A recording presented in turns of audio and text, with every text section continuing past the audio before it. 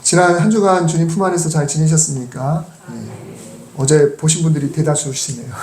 좋은 날씨 가운데 이렇게 동해안에 잘 다녀왔습니다. 뭐 일정을 타이트하게 하지는 않고 이제 짧게 이렇게 보고 왔지만 그래도 5시가 되니까 오더라고요. 그리고 오자마자 또 비가 그냥 억수로 쏟아져가지고 날씨 한 번은 아무튼 잘 기가 막히게 잘 다녀왔습니다. 우리 가을에도 또 좋은 시간 한번 갖도록 그렇게 했으면 좋겠습니다. 오늘은 미스바의 기적이라는 제목으로 하나님 말씀을 함께 나누겠습니다.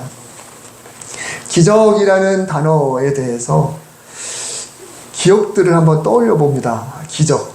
우리는 과거에 이 기적이라는 단어를 어떨 때 적용을 했으며 기적은 과연 나에게 어느 정도 크게 다가왔는가. 어렸을 때는 기적하면 이런 것들이 생각나죠. 호랑이에게 쫓겨가서 더 이상 도망갈 곳이 없는데 갑자기 하늘에서 동아줄이 뚝 내려오는 것. 늘 왕따와 구박과 학대를 당하던 한 소녀에게 어느 날 근사한 옷과 고급 마차와 그리고 유리구두가 생겨서 축제에 참여하고 멋진 왕자님을 만나는 그런 것들. 그래서 명작동화나 전래동화는 항상 이런 종류의 수식어가 붙어 있습니다. 꿈과 희망을 심어주는. 실제로 어렸을 때는 세상에서 이런 기적들이 일어날 것만 같았습니다. 앞으로 내가 살아가는 세상에서도 이런 동화들, 이런 만화들을 보면서 이런 일들이 있으면 참 좋겠다. 그런 일이 일어날까? 일어날 수도 있겠지. 이런 기대치가 많이 높았지요. 그러나 청소년의 시기를 지나서 성인이 되면 소망 없는 상황에서 이 기적적으로 길이 열리는 상황을 기대하기가 쉽지가 않습니다. 경험상 이런 것은 잘 일어나지 않는다. 옛날에는 개천에서 용이 났지만 지금은 개천에서 용이 잘 안 나죠. 적어도 외고 정도는 나와야, 강남의 파락군에는 있어야, 그래야 용이 나오는 그런 시대를 우리가 살아가고 있습니다. 그러다 보니까 기적이라는 단어 자체를 어쩌면 불신하면서 살아가고 있는지 모르겠습니다. 오늘날은 대부분 기적에 대한 기대치를 많이 낮추면서 살아가고 있다라고 말할 수 있습니다. 내가 노력하지 않은 것들을 얻기보다는 적어도 내가 노력한 만큼만이라도 정직하게 돌아왔으면 좋겠다, 이렇게 바라며 살아가죠. 내가 수고한 것 이상으로 몇 배나 나에게 돌아오는 그런 기적이 아니라 내가 한 만큼만이라도 손해보지 않고 살 수만 있다면 이것도 기적이 아닐까. 그러다 보니까 이 기적에 대한 기대치가 많이 낮춰져 있습니다. 오늘날의 기적은 노력한 만큼 받으면 그게 기적이고, 원칙대로만 진행했을 때 정당한 대우를 받으면 그게 기적인 것 같아요. 오늘날 요즘은 원칙대로 하면 오히려 바보가 되고 편법을 써야 기적을 맛보는 그런 세상이 아니겠습니까? 위정자들은 위정자답게 정말 백성의 시민을 위하는 그런 정책을 펴고, 기업은 기업답게 깨끗하게 경영하고, 군인은 군인답게 애국심으로 사명을 감당하고, 교사는 교사답게, 학생은 학생답게, 그것이 기적이다. 예전에는 이게 상식이죠. 당연한 건 상식인데 오늘날은 오히려 그것이 기적인 그런 시대가 아닐까 싶습니다. 한마디로 당연한 것이 될 때 이것이 오히려 기적이다라는 것입니다. 오늘 본문 말씀은 소위 미스바 성회라고 합니다. 우리가 모르는 말씀이 아니죠. 너무 잘 알고 있습니다. 사무엘 선지자가 백성들을 미스바라는 곳에 불러 모았습니다. 백성이 순종하여 모였죠. 그리고 그곳에서 회개가 일어났습니다.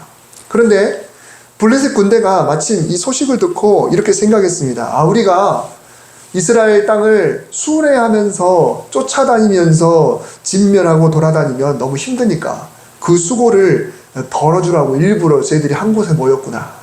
한 자리에 다 모였다고 하니까 이번 기회에 우리가 총동원해서 그냥 저들을 한 번에 쓸어버리자. 다시는 우리한테 반기를 들지 못하도록. 그때 이스라엘 백성들은 사무엘의 집례로 하나님께 제사를 드렸습니다. 어린 양 하나를 가져다가 정확한 방법대로 번제를 드리고, 사무엘이 대표해서 하나님께 부르짖었고 백성도 그렇게 했습니다.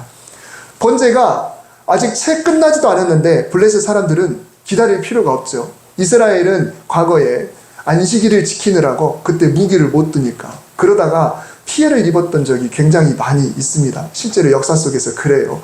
적들이 칼을 들고 바로 코앞에 다가왔는데도 무거운 물건을 들면 안 된다는 그 율법을 지키느라고, 안식일을 지키느라고, 그래서 칼도 안 들고 가만히 있다가 학살을 당하는 그런 사건도 있었거든요. 근데 블레셋도 마찬가지예요. 번제를 드리고 있는 것은 이스라엘 백성인데 그게 블레셋하고 무슨 상관입니까? 그러니 그들은 제사를 지내건 말건 그냥 칼을 들고 쳐들어왔죠. 그런데 기적이 일어났습니다. 하나님께서 엄청난 천둥 소리를 들려주시는데 블레셋 사람의 귀에만 들리게 했다는 거예요. 오늘 이 앞에 있는 그림도 챗GPT에다가 제가 써가지고 나온 그림인데요. 한쪽은 블레셋 사람들이 귀를 막고 있어요. 근데 이스라엘은 그게 하나도 안 들려요. 그러니까 옆에 있는 사람들만, 물론 이 정도 거리가 가깝진 않겠죠. 제가 GPT에다가 이렇게 저렇게 쳐서 이런 거 하나 만들어줘 했더니 저기 번제단 위에 있는 짐승을 새끼 돼지로 해놨더라고요. 그래서 제가 아니 제사를 드렸는데 돼지는 안 되지, 양으로, 어린 양으로 좀 바꿔줘 했더니 이렇게 싹 바꿔줬어요. 그러니까 만약에 잘못했으면 이거 돼지로 해가지고 유튜브에 나갈 뻔했습니다. 큰일 날 뻔했죠. 하여튼 GPT가 가끔 이런 실수를 합니다만 그래도 굉장히 도움이 돼요. 이 이미지를 보면요, 이스라엘 사람들은 전혀 시끄럽지가 않아요. 근데 바로 옆에 오고 있는 블레셋 사람들만 시끄러워요. 그들이 너무 소리가 커서 난리가 나는 겁니다. 여러분, 이런 일이 있을 수 있습니까? 이쪽은 음소거, 이쪽은 볼륨 최대치, 이런 일이 지금 일어나고 있는 거예요. 그러니까 이런 놀라운 기적이 일어나게 됐고, 결국은 이 제사를 마치자마자 백성들이 블레셋을 치는데 무려 15km 이상을 추격하면서 오히려 많이 모여든 블레셋 군인들을 그냥 초토화하는 그런 놀라운 일들이 일어나게 됐습니다. 여러분, 생각해보면 하나님과 언약을 맺은 백성이 모이면 예배를 드리고 회개하고 그리고 위기에 처하면 처할수록 더 간절히 예배 드리는 것, 부르짖는 것, 이거는요 말 그대로 당연한 겁니다. 뭐 그게 별겁니까? 믿는 사람들이 모이면 예배 드리고 위기가 있으면 더 부르짖고, 이게 당연한 일이거든요. 그런데 이 일이 기적을 불러일으켰다라는 것입니다. 이 사무엘은 지금 막 새로운 리더로서 등장하기 시작했습니다. 사사시대의 마지막 대제사장이라고 할 수 있는 엘리 제사장의 뒤를 이어서 대제사장의 임무를 시작하게 됩니다. 본래 대제사장은 레위 지파 중에서도 아론의 후손으로만 이어지는 직계, 다른 가문들은, 다른 후손들은 다른 제사장을 할 수 있지만, 그리고 다른 일을 성소에서 하지만은 그래도 아론의 직계만 대제사장을 할 수가 있어요. 그런데 엘리 제사장의 뒤를 이은 이 두 아들은 하나님 앞에 크게 잘못해서 결국 전쟁터에서 죽었고요. 그리고 엘리 제사장도 그 소식을 듣고 넘어져서 목뼈가 부러져서 죽게 되죠. 즉 이제 엘리 가문의 직계 대제사장이 없는 상황이 된 겁니다. 사무엘상 1장에 의하면 사무엘의 아버지 엘가나는 에브라임 산지의 사람이에요. 에브라임 지파의 한 산지에 살고 있었다. 두 가지로 생각해 볼 수 있습니다. 사무엘은 레위 후손이 아닌가?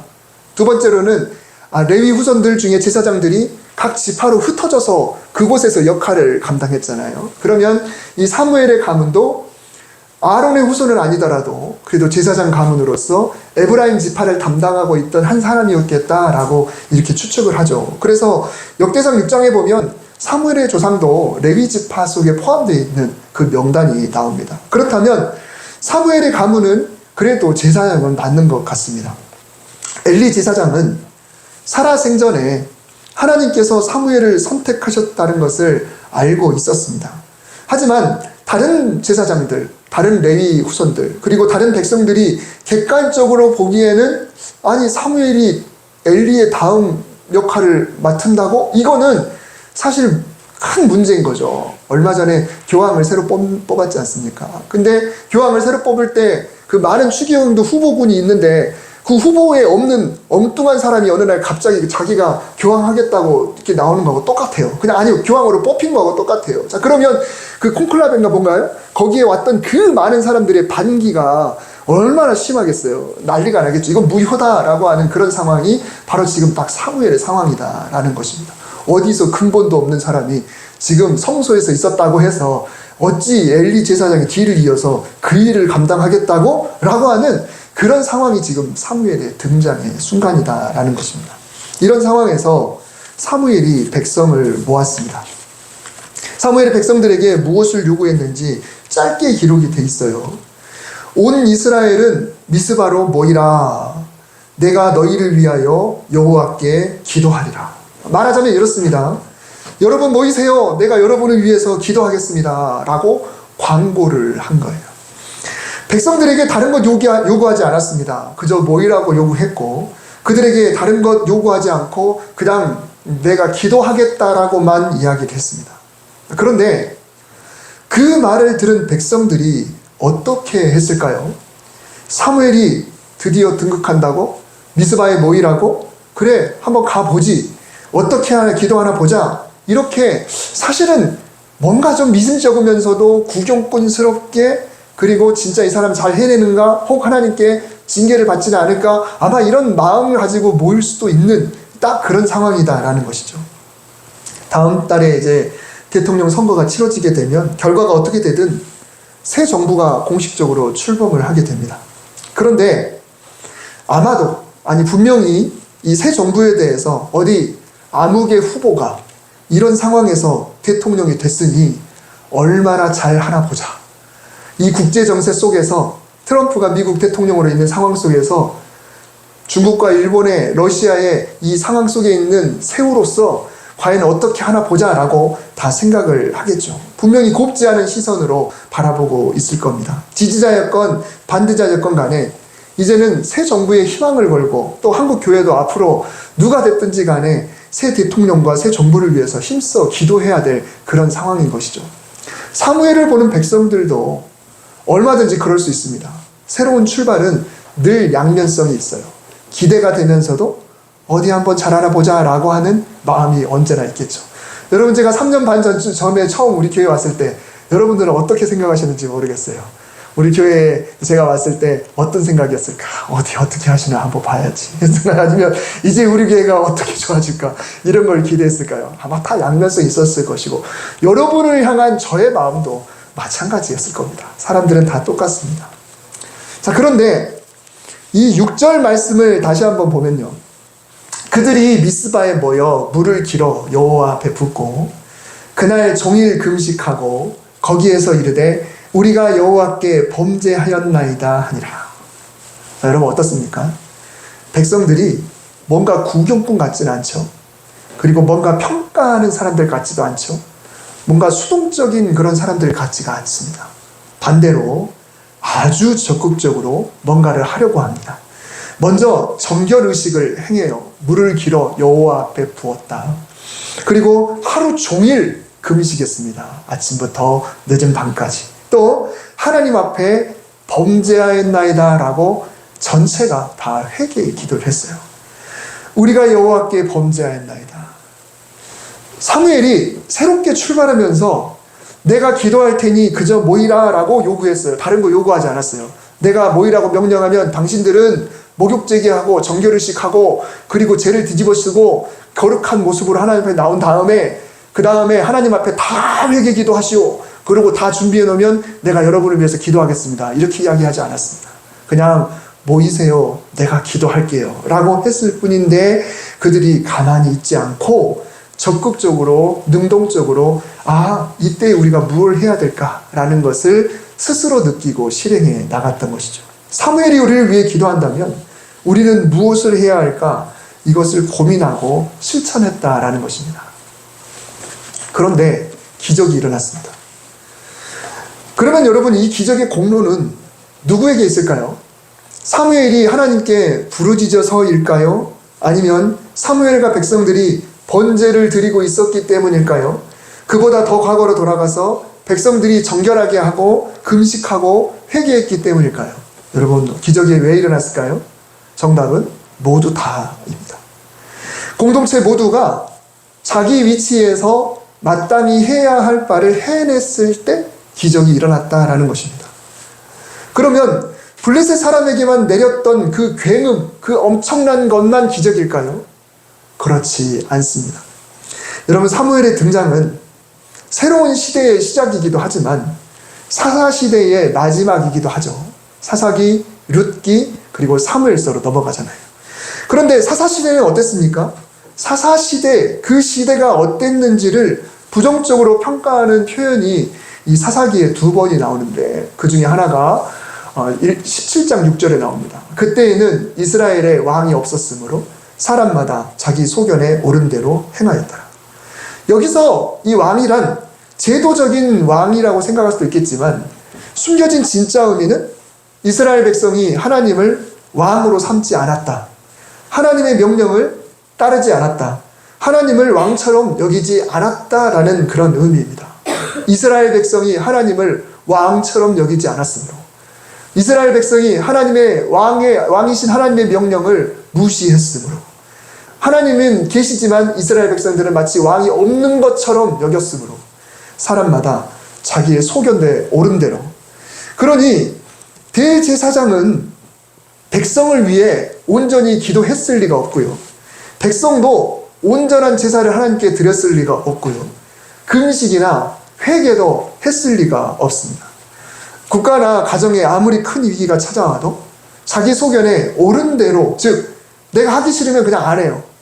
그럼 하더라도 내 멋대로 내 기준대로만 하는 거예요. 그게 바로 사사시대였습니다. 그런 시대에 어느 날 갑자기 대제사장의 역할을 하려고 등장한 사람이 백성을 위해서 본인이 제대로 기도하겠다고 이야기를 했어요. 평소에 그런 적이 없는데 그런 일이 일어났습니다. 이것은 있을 수 없는 일입니다. 그런데 그 백성은 이 말을 듣고 자기들도 하나님 앞에 거룩하겠다고 다짐하고 그 거룩한 의식에 동참하겠다고 했습니다. 여러분, 이건 사사시대에 있을 수 없는 일이에요. 게다가 금식했습니다. 한 목소리로 자기의 죄를 하나님께 고백했습니다. 이것도 당시에 있을 수 없는 일이었습니다. 본문만 놓고 보면 미스바에서 이런 일이 일어났네 라고 생각할 수 있지만 사사시대를 쭉 흐르면서 그 말기에 일어난 일이라고 보면은 아니 어떻게 이런 일이 일어났지? 너무 신기하다.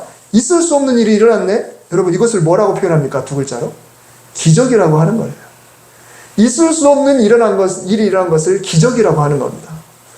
그냥 이 일만 놓고 보면 당연히 리더는 기도해야 되고 당연히 백성은 예배드리러 정결하게 와야 되고 당연히 회개하고 당연히 하나님 앞에 금식하고 나아가야 되는데 그 일이 있을 수 없는 일이었다. 이게 굉장히 슬픈 그런 상황이죠.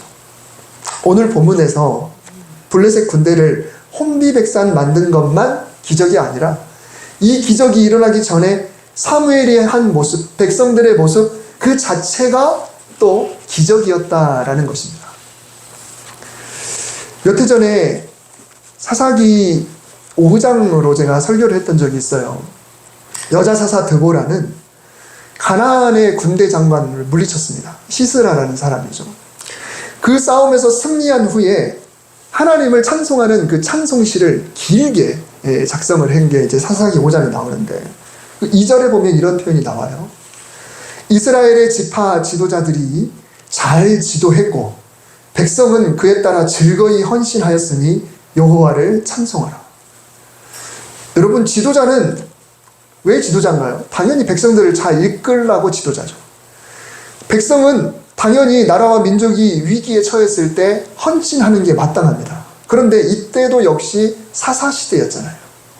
그러니까 마땅히 이루어졌어야 될 일이 이루어지지 않았었습니다. 하지만 이번에는 지도자가 평소 안 하던 일을 했어요. 지도자가 리더가 돼보는 겁니다. 그리고 백성들도 평소 안 하던 일, 즉 리더가 이끄니까 거기에 자기의 목숨을 걸고 헌신하는 일이 일어났습니다. 근데 이것이 기적이어서 드보라도 그때 하나님께 찬송하면서 이 당연한 일을 찬송하라라고 한 거예요. 예를 들면 담임선생님이 우리 반 애들이 공부하네. 할렐루야, 하나님을 찬송합니다. 여러분, 이게 말이 됩니까? 학생이 공부하는 건 당연한 건데 오직이나 공부를 안 하면 이 학생들이 공부하는 모습을 보고 하나님께 찬송했다라는 일이 지금 사사시대에 일어났다라는 것입니다. 오늘 가정의 달 3번째 주일에 역시 이 육신의 가족과 그리고 영적인 가족 모두를 다시 한번 생각해 보면서 이 말씀을 적용해 봅니다. 우리는 늘 크고 작은 기적을 바라면서 살고 있습니다. 큰 기대, 큰 소망은 각자 저마다 다 알고 있으니까 생략하고, 어찌 보면 작은 소망들도 다 기적입니다. 오늘은 별일 없이 지나갔으면 좋겠다. 오늘 시험에서 내가 공부한 문제가 나왔으면 좋겠다. 오늘 기획 회의가 있는데 내 의견이 뽑혔으면 좋겠다. 오늘은 제발 좀 내가 잘 가는 커피숍 직원이 커피를 제대로 내려줬으면 좋겠다. 오늘 피곤한데 전철에 꼭 자리가 있었으면 좋겠다. 여러분, 이것도요, 우리는 너무 일상이긴 하지만 그것도 기적이죠. 저도 서울에 가끔 안 나가지만 가끔 나갔다가 올 때, 전철에 올 때, 제발 우리가 타는 칸에 우리 식구가 같이 앉을 수 있는 3자리가 혹은 4자리가 있으면 좋겠다. 그럼 이게요, 기적을 바라면서 사는 거예요. 그 기적이라는 게 엄청난 걸 바라면서 살지 않습니다. 근데 그 사소한 기적으로 하루하루를 바라면서 살고 있는데 그것을 우리는 너무 별거 아닌 것처럼 살아가고 있어요. 우리 일상에서 기적은 어떻게 일어날까요? 그저 바란다고 일어날까요? 하나님께서 육신의 가족 그리고 영적인 가족 공동체에 언제 어떻게 했을 때 기적을 일으킬까? 다시 말하면 블레셋 사람 귀에만 엄청난 우레소리가 들리게 하는 그 기적이 일어나기 위한 기본적인 기적이 어떻게 해야 일어날까를 우리가 먼저 생각할 수 있어야 되는 것입니다. 먼저는 공동체 구성원이 그리스도인으로서 마땅히 해야 할 바를 하는 그런 기적이 일어나야 합니다. 사사시대 이스라엘이 하기 싫으면 안 하고 하더라도 기분대로 했던 것처럼 평소 그리스도인으로서 해야 할 일을 하기 싫어서 안 하고 하더라도 내 기준대로 내 마음대로 하던 것을 어느 날 기도하는 기적이 일어나고 어느 날 예배 드리는 기적, 어느 날 금식하고 싶은 마음이 들어서 실행하는 기적, 어느 날 진심으로 내가 내 잘못이 느껴지는 그런 기적, 그것을 뉘우치고 하나님께 용서를 구해야겠다라는 감동이 오는 그런 기적들. 부모가 무슨 죄라고 자식은 꿈쩍 안 하는데 부모만 죽어라고 기도합니까? 반대로 자식은 무슨 죄라고 부모는 꿈쩍 안 하는데 자식만 눈물 뿌려 기도합니까? 어느 날 내가 기도하고 있다는 말에 갑자기 감동해서 본인도 나도 기도할게, 저도 기도할게요 라는 그런 말이 나왔다라고 하면 그게 기적인 거예요. 본인의 잘못을 그동안에는 애써 그냥 무시하고 있다가 어느 날 내가 그걸 잘못했네 라고 그 마음이 들면서 내가 그것을 하나님께 고백하는 것, 악한 습관을 내가 습관이 악한 줄도 알지만 참아 버리지 못하고 있었는데 그것을 어느 날 버려야겠다는 마음이 들고 선을 찾는 것, 이런 것들, 이것을 바로 기적이라고 말하는 것입니다. 기적은 멀리 있지 않습니다. 당연히 해야 될 일을 하는 것이 바로 기적이다라는 것입니다.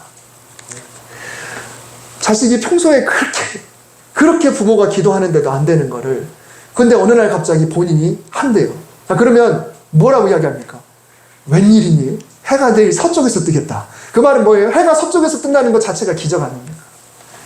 저와 여러분의 가정에 이런 기적이 일어나게 되기를 주님의 이름으로 축복합니다. 영적인 가족, 우리 교회도 마찬가지입니다. 목회자인 제가 성도를 위해서 진심으로 마음 담아 기도할 때 성도 여러분도 그 마음을 헤아리면서 함께 기도하고 그리고 결단하고 또 돌이키고 또 예배의 자리에 나오고 이런 모든 것이 기적이에요. 사실 당연한 것 같지만 사실은 정말 중요하고 또 쉽지 않은 것이, 그래서 기적이라고 말할 수 있는 것들이에요. 제가 기도하겠습니다 라고 하면 진짜 마음을 함께 모아주는 거죠. 그리고 가급적 더 어떻게 하면 더 주의 전에 나와볼까 라고 하는 것이 기적인 거죠. 반대로 성도가 목회자를 위해서 기도하고 있으면 저도 마찬가지입니다. 저도 전심으로 목회하고 말씀 더 연구하고 하나님 앞에서 어떻게든 거룩을 지키고 최선을 다해서 성도를 돌보는 그것도 기적이에요. 왜냐하면 갈수록 목회자가 목회자답지 않은 그런 시대가 되고 있지 않습니까? 당연해야 하지만 정말 중요하고 또 쉽지 않은 그런 기본이 오히려 기적이다라는 것입니다. 교회가 타락하고 본질을 잃어가고 초심을 버렸다고 말하는 요즘에 교회가 교회다운 것, 당연한 일이 기적이 일어나야 된다라는 것입니다. 목회자가 목회자답고 성도가 성도다운 기적이 일어나야 그 다음에 블레셋에게만 우레가 들리는 그런 기적이 일어날 수 있는 거죠. 교회가 점점 차고 넘치고 재정도 풍성해지고 지역과 선교사와 약자를 살리고 세례요한처럼 지난주 나눴던 말씀처럼 백성들을 하나님께로 돌아오게 하는 그런 엄청난 기적들은 그 전에 우리가 마땅히 해야 될 바를 하는 그런 소소한 기적이 있어야만 일어날 수 있는 것입니다. 아니 어떻게 우리 교회에 이런 일이 일어나네? 야, 우리 교회가 그렇다고? 이런 일이 일어났네? 너무 신기하다. 사실 어제 우리가 갔다 온 것도 기적이죠. 20명이 그 비싼 차를 빌려가지고 갔다 온 것도 몇 년 만에 있는 일인지, 우리 교회 과거에 그런 일이 있었는지 모르겠는데 하여튼 그렇죠. 근데 야, 우리 교회에서도 이런 일이 있네 라는 일들이 앞으로도 하나님이 얼마나 많이 이루어 주실지, 우리 교회 그런 일이, 이런 일이 참 우리 교회에 일어나네. 근데 그런 일은 언제 일어납니까? 우리 성도가 또 목회자가 소소한 그 기적이라는 것들을 해 나갈 때 일어날 수가 있게 되는 것입니다. 여러분, 가정과 교회에 기적이 일어나길 축복합니다. 우리가 생각하는 엄청난 그런 기적 말고 큰 기적보다도 큰 기적을 불러오는 작은 기적들이, 그러나 가장 본질적인 그런 기적들을 통해서 놀라운 기적까지 풍성하게 이루어 주시는 은혜가 있기를 주님의 이름으로 축복합니다. 기도하겠습니다. 하나님, 우리 성도님들의 가정을 축복합니다. 그 가정 구성원이, 공동체가 마땅히 있어야 될 자리에서 자기의 맡은 일을 최선을 다하고 또 성도로서 살아가고 하나님을 찾고 기도하고 어려운 일이 있을 때 서로 믿음의 대화를 나누며 또 축복하고 또 정말 신앙으로 성령 충만함으로 서로 권면하여서 그렇게 아름다운 가정이 되게 하시고 죄로부터 돌이키고 잘못된 습관에서 돌이키고 서로의 갈등이 화해되고 서로 사랑하는 그런 아름다운 가정, 그런 기적이 우리 성도들의 가정에 일어나게 하여 주옵소서. 하나님, 우리 교회에 놀라운 기적이 일어나게 하시옵소서. 부족한 종이 진정한 목회자가 되게 하시고 우리 성도들도 온전한 성도가 되게 하여서 목회자는 목회자답게, 성도는 성도답게 마땅히 해야 할 바를 성실히 해내가는 그런 놀라운 기적을, 우리가 기초가 탄탄한 그런 교회가 될 때 하나님이 우리 교회를 통해서 이루고자 하는 위대한 일들도 하나하나 일어날 줄 믿습니다. 하나님 축복하시옵소서. 우리와 함께 하시옵소서. 예수님의 이름으로 기도드립니다. 아멘.